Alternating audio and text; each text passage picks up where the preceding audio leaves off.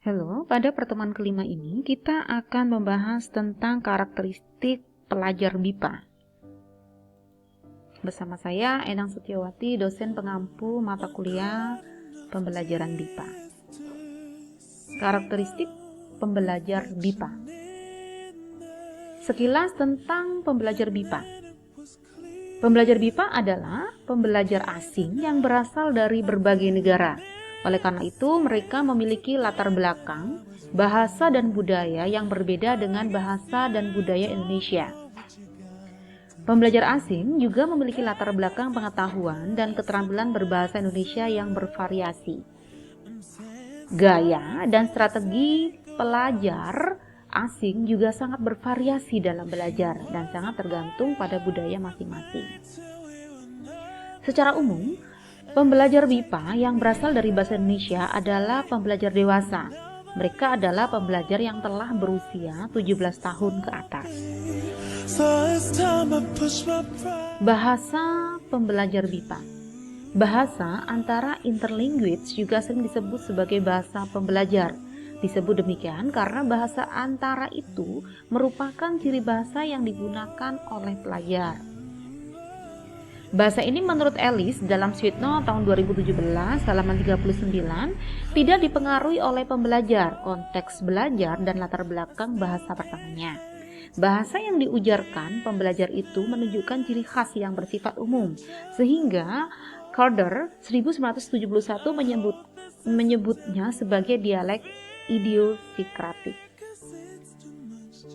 Bahasa antara atau disebut dengan interlinguage merupakan suatu konsep yang diperkenalkan oleh Sinclair pada tahun 1972. Istilah ini sekarang mengacu pada pengetahuan bahasa yang sistematis yang tidak dipengaruhi oleh bahasa pertama pembelajar, juga sistem bahasa sasaran yang dipelajarinya.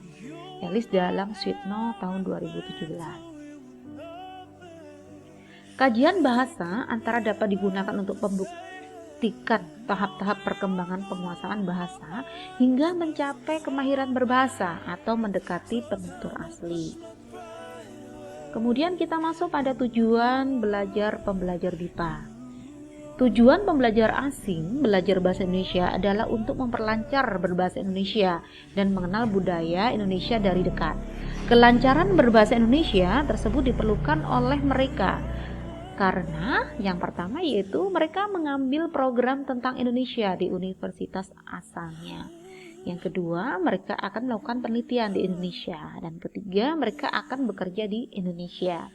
Yang keempat, mereka akan meneliti masalah bahasa Indonesia. Dan kelima, mereka akan tinggal di Indonesia dalam waktu lama. Mackey dan Montfort dalam Sweet Note 2017 menjelaskan bahwa ada 3 kebutuhan yang mendorong seseorang untuk belajar bahasa, yaitu yang pertama, kebutuhan akan bekerja. Yang kedua, yaitu kebutuhan program latihan kejuruan, dan yang ketiga, kebutuhan untuk belajar. Hurt 1995 menyatakan bahwa program BIPA bertujuan untuk yang pertama, mengikuti kuliah di perguruan tinggi Indonesia, yang kedua, membaca buku dan surat kabar guna keperluan penelitian, dan yang ketiga, berkomunikasi secara lisan dalam kehidupan sehari-hari di Indonesia. Oke, terima kasih. Itulah pembelajaran kelima kita. Sampai jumpa pada pelajaran ke-6. Oke, bye-bye.